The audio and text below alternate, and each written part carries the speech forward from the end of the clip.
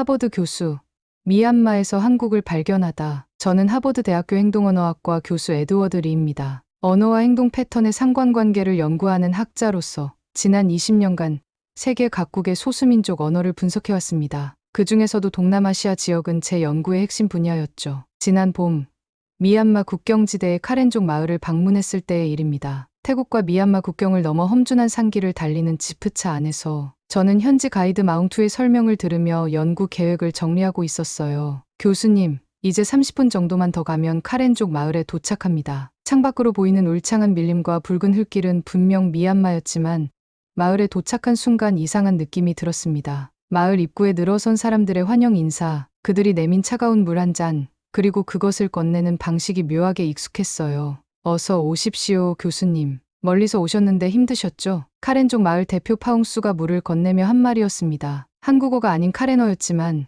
그 말투와 표정이 5년 전 한국 경상도 지방 출장 때 만났던 마을 어르신들과 놀랍도록 닮아 있었어요. 무릎을 살짝 굽히며 두 손으로 물을 건네는 모습, 눈을 마주치는 방식까지. 저녁이 되자 마을 회관에 긴 상이 차려졌습니다. 상 가운데 커다란 돼지고기 요리가 놓였고 그 주변으로 다양한 채소 반찬들이 원형으로 배치되었죠. 한국의 제사상 차림과 놀랍도록 유사했습니다. 더 놀라운 것은 식사 시작 전 파웅수가 음식을 조금씩 떼어 작은 그릇에 담는 의식이었어요. 마치 한국의 고사상을 연상케 했습니다. 이것은 우리 조상님들을 위한 것입니다. 조상님들이 먼저 드신 후에 우리가 먹는 것이 예의죠. 파웅수의 설명에 저는 등줄기에 전율이 흘렀습니다. 정확히 한국 시골에서 제사를 지낼 때 어르신들이 하시던 말씀이었거든요. 식사 중에도 어른들이 아이들에게 음식을 권하는 방식, 많이 먹어, 더 먹어라고 말하는 투는 한국 가정에서 흔히 볼 수 있는 장면과 일치했습니다. 숟가락을 사용하는 방식, 국물을 마시는 소리까지도요. 밤이 깊어가며 머릿속에서는 질문이 꼬리를 물었습니다. 왜 이곳이 한국을 떠올리게 할까? 단순한 우연일까? 아니면 내가 한국계 입양아로서 무의식적으로 한국적 요소를 찾고 있는 것일까? 아니면 정말 두 문화 사이에 어떤 연결고리가 있는 걸까? 침낭 속에서 뒤척이며 저는 생각했습니다. 내일부터는 좀 더 객관적인 관찰이 필요해. 학자로서의 냉철함을 유지하자. 하지만 마음 한구석에서는 이미 뜨거운 호기심의 불씨가 타오르고 있었습니다. 다음 날 아침, 마을을 둘러보기 시작했어요. 카렌족의 일상 언어와 행동 패턴을 관찰하기 위해 녹음기와 노트북을 챙겨 마을 광장으로 향했습니다. 그곳에서 마을의 원로 지도자 타라 페이를 만났죠. 타라 페이는 80대로 보이는 백발의 노인이었습니다. 그의 주름진 얼굴은 오랜 세월의 지혜를 담고 있었어요. 우리는 마을 외곽의 작은 정자에 앉아 이야기를 나누기 시작했습니다. 우리 카렌족의 역사는 매우 깁니다. 수천 년 전 우리는 먼 북쪽의 눈 덮인 산맥에서 왔다고 전해져 내려옵니다. 그의 말에 저는 귀를 쫑긋 세웠습니다. 북쪽,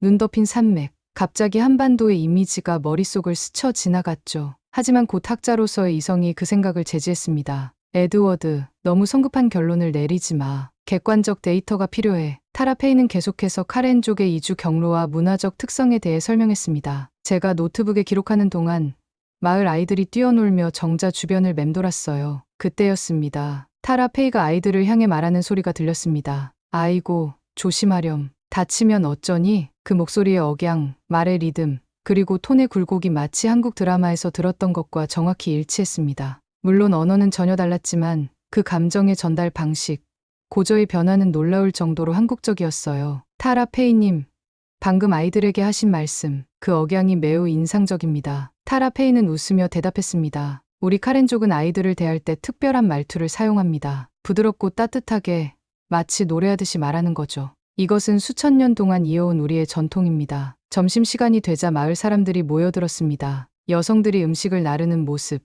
자리 배치하는 방식, 심지어 수저를 놓는 위치까지 한국의 전통적인 상차림과 유사했어요. 식사 전 잠시 눈을 감고 묵념하는 모습도 한국의 숟가락 들기 전 감사 인사와 닮아 있었습니다. 식사 중에 마을 사람들은 서로 음식을 권하며 더 드세요, 맛있게 드세요 라는 표현을 자주 사용했습니다. 비록 카렌어였지만 그 상황과 맥락은 한국 가정의 식탁에서 흔히 볼 수 있는 광경이었죠. 학자로서 객관성을 유지하려 했지만 내 안에서는 무언가가 계속해서 울려 퍼졌습니다. 이건 단순한 우연이 아니야. 여기에는 분명 더 깊은 연결고리가 있을 거야. 저녁이 되어 캠프파이어 주변에 모였을 때 마을 사람들은 전통 노래를 부르기 시작했습니다. 그 선율의 흐름, 오음계의 구조가 한국 민요와 놀랍도록 유사했어요. 노래를 들으며 저는 어린 시절 양부모님과 함께 방문했던 한국에서의 기억이 떠올랐습니다. 그날 밤 텐트로 돌아와 녹음된 자료를 다시 들으며 저는 깊은 생각에 잠겼습니다. 이건 단순한 학문적 호기심을 넘어선 무언가가 있어. 내 안에 잠자고 있던 한국인의 DNA가 깨어나는 걸까? 미얀마에서의 연구를 마치고 하버드로 돌아온 지 일주일이 지났습니다. 연구실에서 카렌족 자료를 정리하던 중 딸 소피아가 기숙사에서 돌아왔어요. 소피아는 최근 한국 드라마에 빠져 있었고 제 연구실 소파에 앉아 태블릿으로 드라마를 보기 시작했습니다. 아빠, 이 드라마 정말 재밌어요. 가을 동화라는 조금 오래된 작품인데 한국 문화가 잘 담겨 있대요. 저는 미소를 지으며 고개를 끄덕였지만 사실 딸의 말에는 별 관심이 없었습니다. 카렌족 언어 분석에 몰두하고 있었거든요. 그런데 갑자기 태블릿에서 흘러나온 대사가 제 귀를 사로잡았습니다. 아이고, 조심해. 다치면 어쩌려고 그래? 드라마 속 할머니가 손자에게 하는 말이었습니다. 그 순간 저는 고개를 휙 돌렸어요. 그 목소리의 억양, 말투, 감정의 전달 방식이 카렌족 마을에서 타라 페이가 아이들에게 말했던 것과 정확히 일치했습니다. 소피아, 잠깐만 그 장면 다시 볼 수 있을까? 소피아는 의아해하며 영상을 되돌렸습니다. 저는 그 장면을 다시 보며 꼼꼼히 분석했어요. 억양의 패턴, 감정 표현의 방식, 심지어 할머니의 얼굴 표정까지도 타라 페이와 놀랍도록 유사했습니다. 아빠, 괜찮아요? 왜 그렇게 놀란 것 같죠? 소피아의 질문에 저는 대답하지 못했습니다. 머릿속이 복잡했어요. 학자로서의 이성은 이건 우연의 일치다라고 말했지만 내면 깊은 곳에서는 다른 목소리가 들렸습니다. 이건 우연이 아니야. 여기에는 더 깊은 연결고리가 있어. 그날 밤 저는 연구실에 남아 한국어와 카레너의 언어적 특성을 비교 분석하기 시작했습니다. 표면적으로는 전혀 다른 두 언어였지만 문장 구조와 존댓말 체계에서 흥미로운 유사점을 발견했어요. 두 언어 모두 동사가 문장의 끝에 오며 화자의 사회적 지위에 따라 다양한 어미 변화가 있었습니다. 더 놀라운 것은 감정 표현 방식이었습니다. 한국어와 카레너 모두 화자의 감정 상태가 문장의 끝에 위치한 어미 변화로 표현되었어요. 기쁨, 슬픔, 놀람, 분노 등의 감정이 문장 끝에 미묘한 억양 변화로 전달되는 패턴이 매우 유사했습니다. 밤이 깊어갈수록 제 호기심은 더욱 커졌습니다. 이제는 단순한 학문적 관심을 넘어 개인적인 정체성의 문제로 다가왔어요. 한국계 입양아로서 평생 동안 한국 문화와의 연결고리를 의식적으로 차단해왔던 저에게 이번 발견은 심장을 강하게 두드리는 충격이었습니다. 다음 날 아침, 소피아는 또 다른 한국 드라마를 보여주었습니다. 제사 지내는 장면, 어른들이 아이들에게 음식을 권하는 장면, 심지어 가족 간의 다툼을 중재하는 방식까지도 카렌족 마을에서 목격했던 것과 놀랍도록 유사했어요. 이건 단순한 우연일 수 없어. 저는 중얼거렸습니다. 이제 저는 이 유사성의 근원을 찾기 위한 심층 연구를 결심했어요. 하지만 동시에 내면의 감정적 혼란도 커져갔습니다. 평생 동안 철저한 이성과 논리로 무장해온 학자로서 갑자기 찾아온 이 감정적 연결은 저를 혼란스럽게 만들었죠. 연구실 창밖으로 보이는 하버드 캠퍼스는 평온했지만 제 마음은 폭풍 속에 있었습니다. 내가 지금 학자로서의 객관성을 잃고 있는 건 아닐까 하는 의문과 함께 어쩌면 이것이 내 삶의 가장 중요한 연구가 될지도 모른다는 예감이 동시에 들었습니다. 하버드 캠퍼스의 봄은 아름답지만 제 마음은 여전히 미얀마의 카렌족 마을에 머물러 있었습니다. 연구에 몰두하느라 주변 상황도 제대로 인식하지 못하고 있던 어느 날 학과 사무실에서 예상치 못한 연락을 받았어요.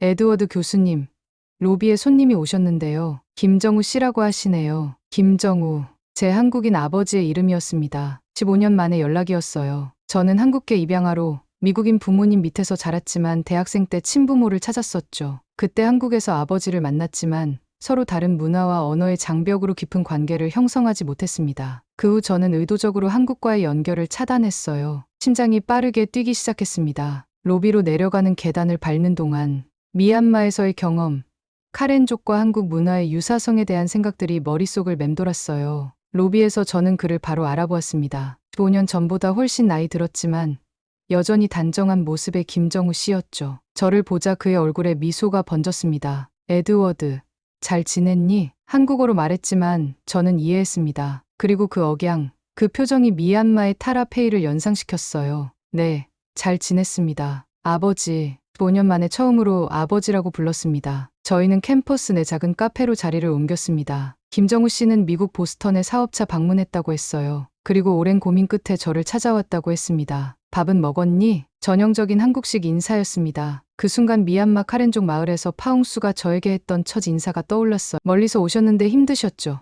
같은 감정, 같은 배려가 담긴 표현이었습니다. 네, 먹었어요. 요즘 연구는 어떻게 돼가니? 저는 미얀마에서의 경험, 카렌족과 한국 문화의 유사성에 대한 발견을 조심스럽게 이야기했습니다. 학자로서의 객관적 관찰인 척했지만 내면에는 감정이 요동치고 있었어요. 김정우 씨는 제 이야기를 진지하게 들었습니다. 그리고 잠시 침묵 후 말했어요. 우리 한국 사람들은 말끝에 마음을 담아 했어, 했지, 했네, 했구나. 이 작은 차이가 모두 다른 감정을 표현하는 거야. 그의 설명은 제가 연구하던 내용과 정확히 일치했습니다. 카렌족 언어에서도 문장 끝에 미묘한 변화가 화자의 감정을 전달했어요. 그래서 한국인은 말투만 들어도 상대의 기분을 알 수 있어. 화났는지, 슬픈지, 기쁜지. 김정우 씨의 설명을 들으며 저는 학문적 흥미를 넘어 감정적 연결을 느꼈습니다. 처음으로 한국인의 피가 흐르는 제 자신을 인정하는 순간이었어요. 대화가 깊어지면서 김정우 씨는 제 어린 시절 사진을 꺼냈습니다. 한국에 두고 온 아들에 대한 그리움으로 평생 사진을 모아왔다고 했어요. 내가 하버드 교수가 되었다는 소식을 듣고 얼마나 자랑스러웠는지 몰라. 하지만 연락할 용기가 없었어. 그의 목소리에 담긴 감정, 말끝의 떨림이 저를 강하게 흔들었습니다. 5년 동안 얼어붙었던 마음이 서서히 녹기 시작했어요. 실수해서 미안해, 에드워드. 내가 더 노력했어야 했는데. 김정우 씨의 사과에 저는 갑자기 목이 메었습니다. 평생 동안 감정을 억제하며 살아온 냉철한 학자였던 제가 처음으로 감정의 파도를 느꼈어요. 그래도 괜찮아. 김정우 씨의 이 한마디가 저를 완전히 무너뜨렸습니다. 카렌족 마을에서 들었던 것과 똑같은 위로의 표현이었거든요. 동일한 어조, 동일한 감정 전달 방식이었습니다. 이날의 만남 이후 저는 연구에 더 깊이 몰두하기 시작했습니다. 이제는 단순한 학문적 호기심이 아닌 제 정체성을 찾는 여정이 되었어요. 아버지와의 재회 이후 저는 카렌족과 한국인의 문화적 유사성 연구에 모든 에너지를 쏟았습니다. 학과 동료들은 제 갑작스러운 열정에 의아해했지만 저에게는 이제 단순한 연구가 아닌 인생의 미스터리를 푸는 작업이었어요.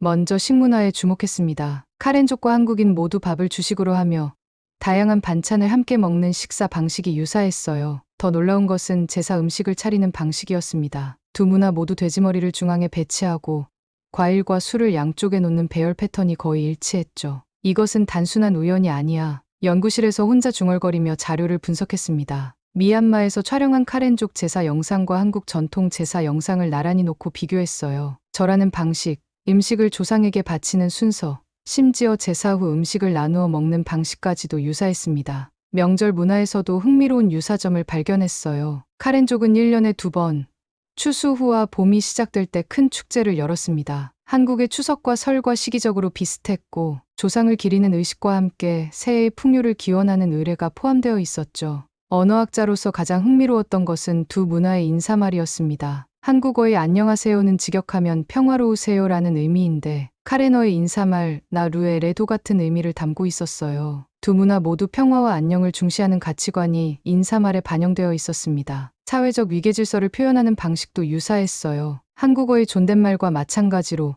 카레너도 대화, 상대의 나이와 사회적 지위에 따라 다양한 언어적 변형이 존재했습니다. 어른에게 말할 때와 또래에게 말할 때의 어미 변화, 존칭, 접두사 사용 등이 한국어와 놀랍도록 유사했어요. 연구가 깊어질수록 저는 이것이 단순한 문화적 유사성을 넘어선다는 확신이 들었습니다. 이건 인간 집단의 이동, 역사적 연결고리에 관한 문제였어요. 한 가지 가설이 떠올랐습니다. 고대 중앙아시아에서 시작된 민족 이동이 한쪽은 한반도로, 다른 한쪽은 미얀마 북부 지역으로 분리되었을 가능성이었죠. 이러한 가설을 검증하기 위해 유전학 연구자들과 협업을 시작했습니다. 하지만 제 연구실 동료 제임스 캠벨 교수는 회의적이었어요. 에드워드, 유사성이 있다는 건 인정하지만 그게 역사적 연결의 증거라고 보기는 어려워. 문화적 수렴 현상일 수도 있잖아. 제임스의 비판은 논리적이었습니다. 하지만 저는 이제 단순한 구조적 유사성을 넘어 정서적 표현 방식의 유사성에 주목하고 있었어요. 제임스, 이건 단순한 구조의 문제가 아니야. 이건 정서와 태도의 문제야. 제 말에 제임스는 의아한 표정을 지었습니다. 평소 냉철하고 이성적이던 제가 갑자기 정서를 이야기하는 것이 낯설었을 거예요. 실제로 저는 변하고 있었습니다. 카렌족 연구와 아버지와의 재회를 통해 평생 억압해왔던 한국인으로서의 정체성이 서서히 깨어나고 있었어요. 학자로서의 객관성과 한국계 입양인으로서의 주관적 경험 사이에서 균형을 찾는 것이 새로운 도전이 되었습니다. 연구실 벽에는 카렌족 마을 사진과 한국 시골 마을 사진이 나란히 붙어 있었어요. 그리고 그 사이에는 제 어린 시절 사진, 김정우 씨가 제게 보여준 그 사진이 있었습니다. 세 개의 사진을 오가며 저는 생각했습니다. 이건 단순한 학문적 발견이 아니야. 내 영혼의 여정이야. 다음 주 아버지와 다시 만났습니다. 이번에는 제가 한국 식당으로 그를 초대했어요. 식당 안으로 들어서는 순간 익숙한 향신료 냄새가 코를 찔렀습니다. 그 냄새는 미얀마 카렌족 마을에서 맡았던 것과도 비슷했죠. 아버지, 혹시 카렌족이라는 민족에 대해 들어보셨나요? 김정우 씨는 고개를 저었습니다. 저는 미얀마에서의 경험, 카렌족과 한국 문화의 놀라운 유사성에 대해 더 자세히 설명했어요. 그리고 제가 발견한 정서적 유사성, 특히 말투와 억양의 패턴에 대해 이야기했습니다. 우리 할아버지가 항상 말씀하셨어. 한국 사람들은 먼 옛날 북쪽에서 왔다고. 몽골인지 만주인지는 모르겠지만 김정우 씨가 말했습니다. 그의 말을 듣는 순간 카렌족 마을 지도자 타라 페이의 말이 떠올랐어요. 우리는 먼 북쪽에 눈 덮인 산맥에서 왔다고 전해져 내려옵니다. 저는 학자로서의 냉철함을 유지하려 했지만 가슴 속에서는 무언가가 따뜻하게 일어나고 있었습니다. 마치 오랫동안 얼어붙어 있던 호수의 얼음이 녹아내리는 듯한 느낌이었어요. 에드워드, 내가 이런 연구를 하고 있다니 놀랍구나. 어쩌면 이게 우리가 다시 만난 이유일지도 모르겠다. 김정우 씨의 말에 저는 무언가 목이 매는 듯한 느낌을 받았습니다. 15년 동안 차단했던 감정의 문이 서서히 열리고 있었어요. 저녁 식사를 마치고 헤어질 때 김정우 씨는 제 어깨를 가볍게 두드렸습니다. 그 손길에서 카렌족 마을 지도자 타라 페이의 손길이 느껴졌어요. 같은 온기, 같은 무게감이었습니다. 연구실로 돌아온 저는 밤늦게까지 새로운 가설을 정리했습니다. 만약 한국인과 카렌족이 같은 조상에서 갈라진 것이라면 그들의 이주 경로는 어떠했을까? 언제, 어떤 이유로 갈라졌을까? 그들이 공유하는 정서적 표현 방식은 어떻게 수천 년의 시간과 공간을 초월해 보존될 수 있었을까? 이 질문들에 답하기 위해 저는 유전학, 고고학, 언어학, 인류학을 아우르는 종합적 연구를 계획했습니다. 그리고 그 핵심에는 정서적 유사성이라는 학계에서는 다소 낯선 개념이 자리 잡고 있었죠. 정서는 DNA만큼이나 강력한 민족적 표지일 수 있다. 노트북에 이 문장을 적으며 저는 제 연구가 학문적 경계를 넘어서고 있음을 느꼈습니다. 그리고 동시에 제 내면의 경계도 허물어지고 있었어요. 하버드 언어학과 세미나실, 원래 연구 발표의 날이었습니다. 제 차례가 되자 심장이 빠르게 뛰기 시작했어요. 이번 발표는 평소와 달랐습니다. 학문적 객관성과 개인적 정체성 탐구 사이의 경계에 선 연구였으니까요. 오늘 저는 정서적 접근을 통한 민족 비교 연구, 카렌족과 한국인의 사례에 대해 발표하겠습니다. 세미나실에 모인 동료 교수들의 표정이 미묘하게 변했습니다.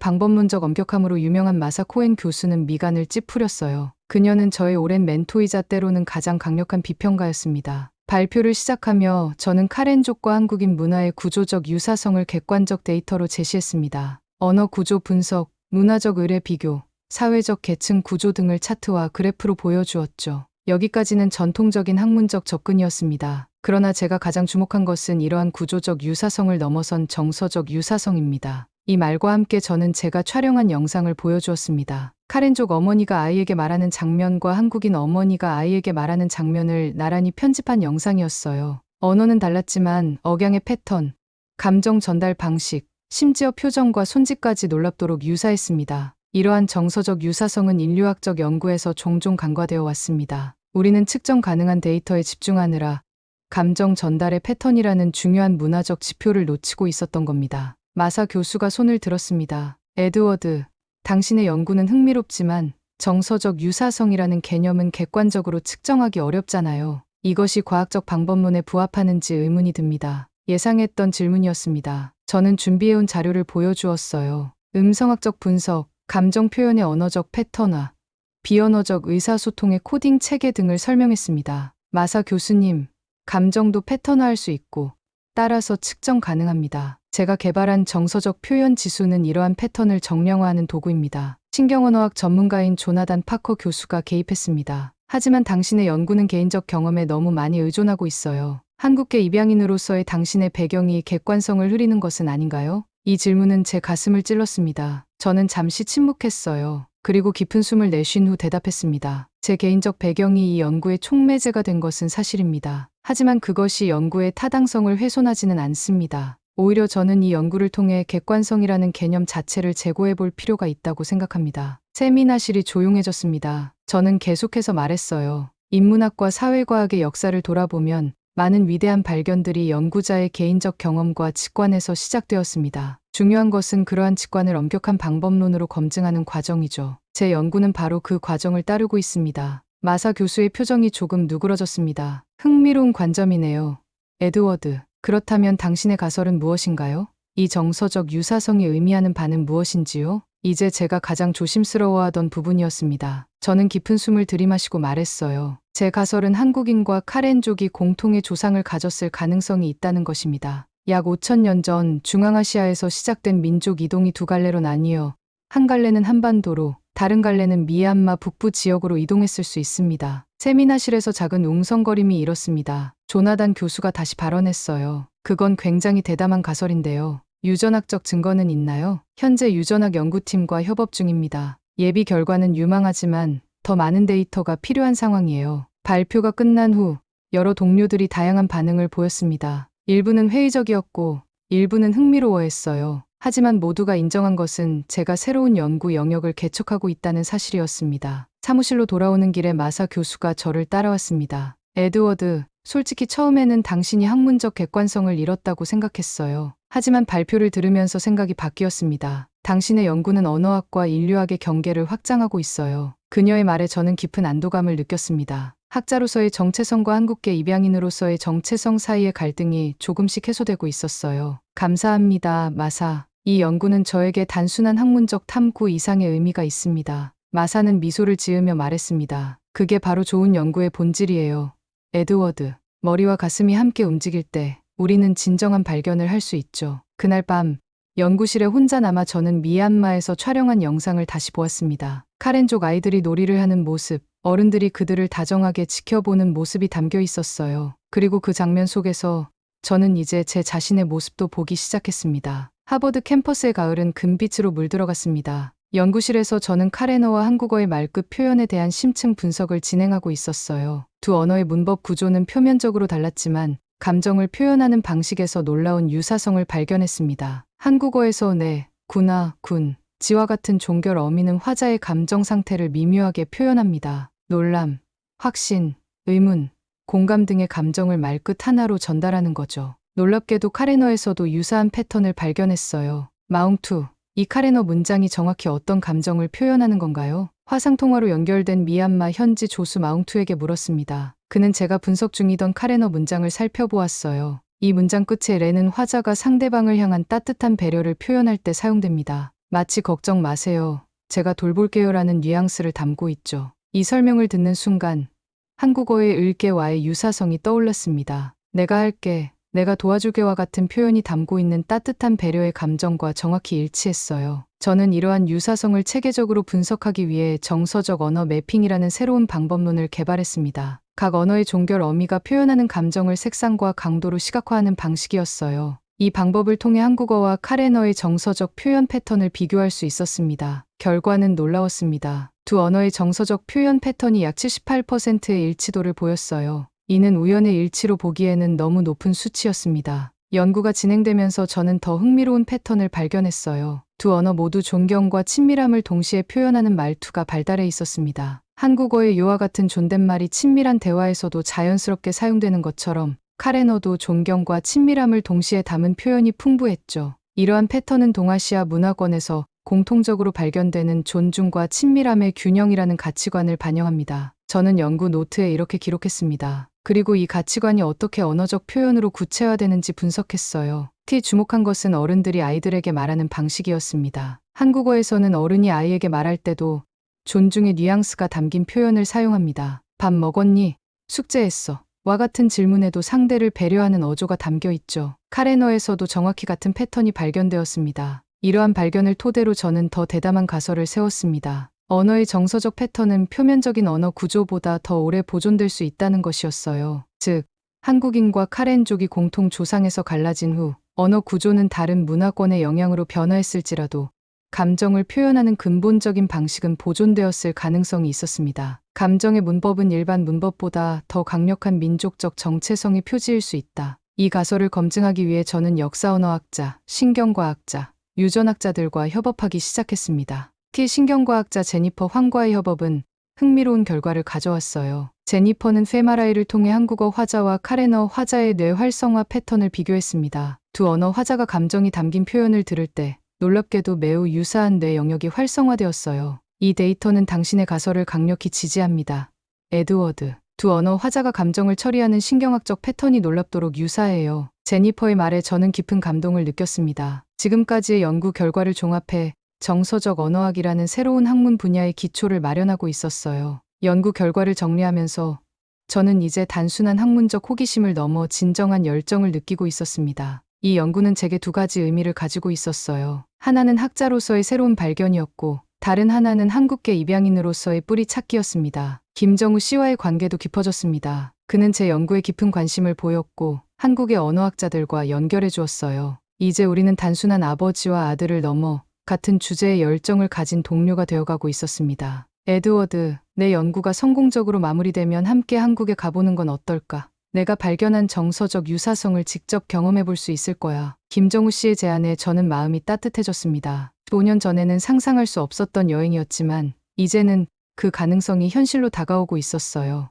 연구실 창밖으로 보이는 단풍나무의 붉은 잎들처럼 저희 내면에서도 변화의 계절이 찾아오고 있었습니다. 보스턴의 겨울이 끝나갈 무렵 제 연구 결과를 발표할 날이 왔습니다. 하버드 인류학부와 언어학부가 공동 주최한 국제학술대회였어요. 전 세계에서 온 언어학자, 인류학자, 신경과학자들이 참석한 자리였습니다. 무대 위로 올라가며 저는 지난 1년간의 여정을 떠올렸습니다. 미얀마 카렌족 마을에서의 첫 발견, 한국계 아버지와의 재회, 그리고 학문적 경계와 개인적 정체성 사이에서의 투쟁까지 이 모든 것이 오늘의 발표로 이어졌어요. 문화의 본질을 찾아서 카렌족과 한국인의 정서적 언어 패턴 비교 연구. 발표 제목이 스크린에 떠올랐습니다. 청중들의 기대에 찬 시선을 느끼며 저는 깊은 숨을 들이마셨어요. 오늘 저는 언어학과 인류학의 교차점에서 새로운 시각을 제시하고자 합니다. 그것은 바로 정서적 언어학이라는 새로운 분야입니다. 발표는 예상보다 훨씬 긍정적인 반응을 얻었습니다. 제가 개발한 정서적 언어 매핑 방법론, 카레너와 한국어의 정서적 표현 패턴 비교, 그리고 신경과학적 증거까지 모든 데이터가 제 가설을 강력하게 지지했어요. 언어는 단순한 의사소통의 도구를 넘어 민족의 정서를 담는 그릇입니다. 그리고 그 정서적 패턴은 어쩌면 DNA보다 더 강력한 민족적 정체성의 표지일 수 있습니다. 청중 속에 앉아있던 김정우 씨의 눈에 자부심이 빛나고 있었습니다. 발표가 끝나고 질의응답 시간, 한 일본인 학자가 질문했어요. 리 교수님, 당신의 연구는 매우 흥미롭습니다만 왜 하필 한국어와 카레너였나요? 다른 언어쌍에서도 이러한 정서적 유사성을 발견할 수 있을까요? 이 질문에 저는 잠시 고민했습니다. 그리고 학문적 객관성과 개인적 진실성 사이에서 균형 잡힌 답변을 찾았어요. 솔직히 말씀드리면 이 연구의 시작은 제 개인적 경험이었습니다. 한국계 입양인으로서 저는 카렌족 마을에서 묘한 친밀감을 느꼈어요. 그리고 그 직관을 학문적 방법론으로 검증해왔습니다. 잠시 청중이 조용해졌습니다. 그리고 이어서 말했어요. 하지만 이 방법론은 다른 언어쌍에도 적용 가능합니다. 실제로 저희 연구팀은 현재 티베트어, 몽골어, 일본어에 대한 유사한 분석을 진행 중입니다. 정서적 언어학은 우리가 인류의 이동과 문화적 연결을 이해하는 새로운 창을 제공할 것입니다. 발표가 끝난 후 많은 학자들이 축하와 함께 협업 제안을 해왔습니다. 그 중에는 서울대학교 언어학과의 김영호 교수도 있었어요. 리 교수님, 서울대학교에서 특별 강연을 해주시면 어떨까요? 한국 학생들에게 당신의 연구는 큰 영감이 될 것입니다. 그 제안을 받아들이며 저는 문득 15년 전의 자신을 떠올렸습니다. 한국계 정체성을 부정하고 아버지와의 만남 후 한국과의 모든 연결을 차단했던 그때의 저였어요. 얼마나 많은 것이 변했는지 새삼 실감했습니다. 학술대회가 끝난 후 김정우 씨와 함께 보스턴의 한 한국 식당을 찾았습니다. 저는 그곳에서 처음으로 한국어로 주문을 시도했어요. 안녕하세요. 불고기 주문하겠습니다. 서툰 발음이었지만 식당 주인의 얼굴에 환한 미소가 번졌습니다. 김정우 씨도 자랑스러운 표정으로 저를 바라보았죠. 에드워드, 내가 이렇게 변할 줄은 몰랐어. 5년 전에는 한국어를 배우는 것에도 관심이 없었잖아. 저는 미소를 지으며 대답했습니다. 아버지, 저도 제가 이렇게 변할 줄 몰랐어요. 하지만 이제 알겠습니다. 문화의 본질은 결국 사람의 온기이고 언어는 이를 전달하는 가장 강력한 매개체라는 것을요. 시사를 마치고 밖으로 나오자 보스턴의 봄바람이 얼굴을 스쳤습니다. 그 바람에 미얀마 카렌족 마을의 공기가 살짝 섞여 있는 듯했어요. 다음 달에 서울 강연 후 미얀마로 다시 가볼 생각입니다. 이번에는 더 깊이 있는 연구를 위해서요. 김정우 씨가 물었습니다. 혹시 내가 함께 가도 될까? 내가 발견한 그 특별한 마을을 직접 보고 싶어. 그의 제안에 저는 깊은 감동을 느꼈습니다. 5년 전에는 상상할 수 없었던 일이었죠. 아버지와 함께하는 연구 여행이라니. 물론이죠, 아버지. 함께 가요. 사실 아버지가 있으면 제 연구에도 큰 도움이 될 거예요. 아버지의 시선으로 바라본 카렌족과 한국 문화의 유사성은 또 다른 차원의 발견을 가져올 수 있을 테니까요. 집으로 돌아오는 길, 저는 미얀마에서 찍은 사진들을 휴대폰으로 다시 살펴보았습니다. 카렌족 아이들의 웃는 얼굴, 마을 어른들의 따뜻한 눈빛, 그리고 그 모든 것 속에서 제가 느꼈던 묘한 친밀감. 그것은 단순한 학문적 호기심을 넘어선 무언가였어요. 다음 날 아침, 연구실에서 저는 서울대학교 강연을 준비하기 시작했습니다. 주제는 정서적 언어학 한국어와 카레너의 정서적 표현 패턴 비교였어요. 강연 슬라이드를 만들며 저는 마지막 페이지에 특별한 내용을 추가했습니다. 언어는 인간 정신의 가장 깊은 표현입니다. 그리고 그 언어 속에 담긴 정서는 민족의 영혼을 담는 그릇입니다. 제가 카렌족과 한국인 사이에서 발견한 정서적 유사성은 단순한 우연이 아닙니다. 그것은 수천 년의 시간과 공간을 초월한 인간 연결의 증거입니다. 그리고 그 아래에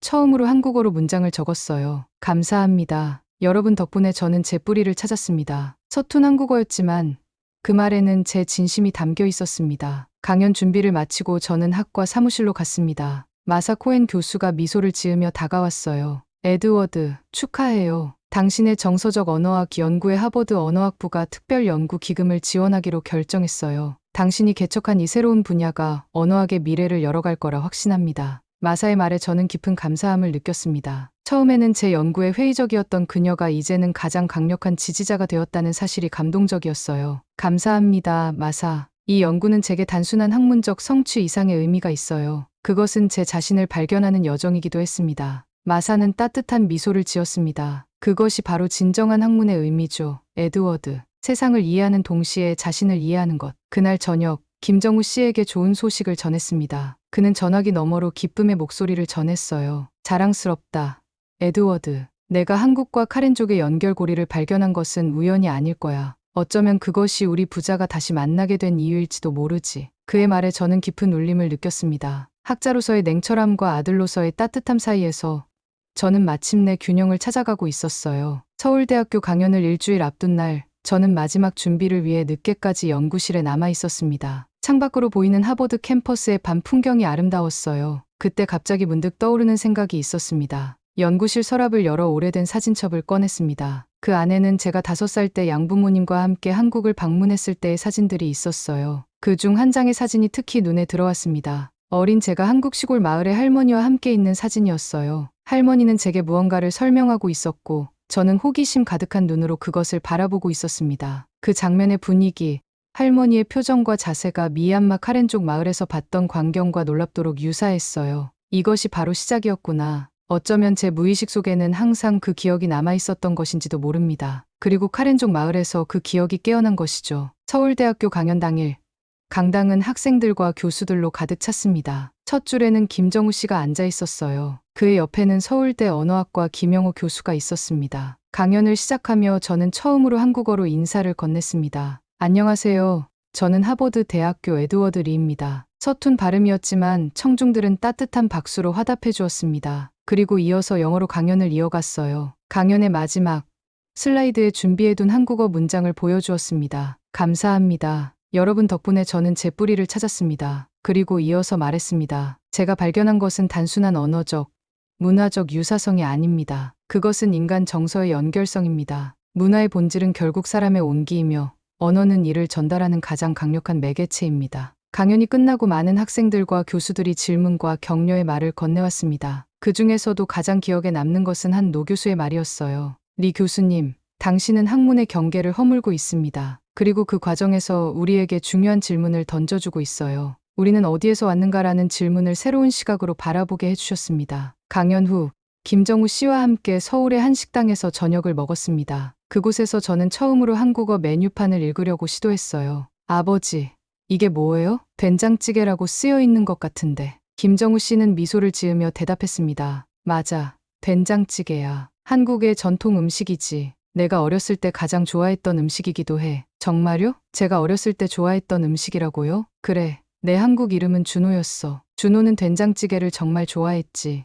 준호. 그 이름을 소리내어 말하는 순간 뭔가 오래된 기억의 파편이 떠오르는 듯했습니다. 아주 희미하게 누군가가 저를 준호야라고 부르는 소리가 들리는 듯했어요. 시사를 마치고 호텔로 돌아가는 길, 김정우 씨가 물었습니다. 에드워드, 아니 준호야, 다음 주에 미얀마로 함께 가는 여행 정말 기대되는구나. 어쩌면 그곳에서 우리 민족의 새로운 이야기를 발견할 수 있을지도 모르겠어. 저는 미소를 지으며 대답했습니다. 네, 아버지. 그곳에서 우리는 새로운 이야기를 쓰게 될 거예요. 학문적 발견을 넘어 우리 부자의 이야기를 말이죠. 서울의 밤하늘은 별들로 가득했습니다. 그 별들 아래에서 저는 제 인생의 새로운 장이 시작되고 있음을 느꼈어요. 하버드 교수로서, 언어학자로서, 그리고 무엇보다 김준호로서의 새로운 여정이 시작되고 있었습니다. 카렌족과 한국인 사이의 연결고리를 찾아 떠난 여정은 제가 예상치 못한 곳으로 저를 이끌었습니다. 그것은 바로 제 자신의 내면, 그리고 오랫동안 잃어버렸던 제 뿌리였어요.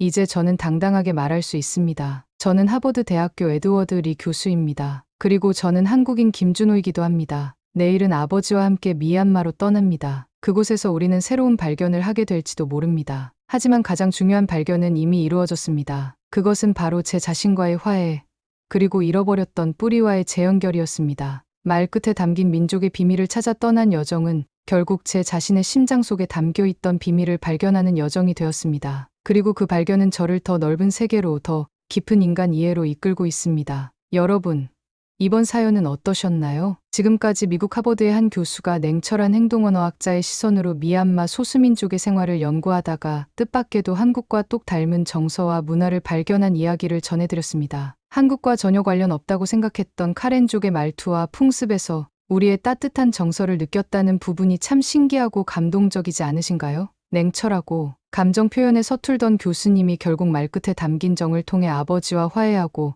자신의 뿌리를 받아들이는 모습이 정말 인상 깊었습니다.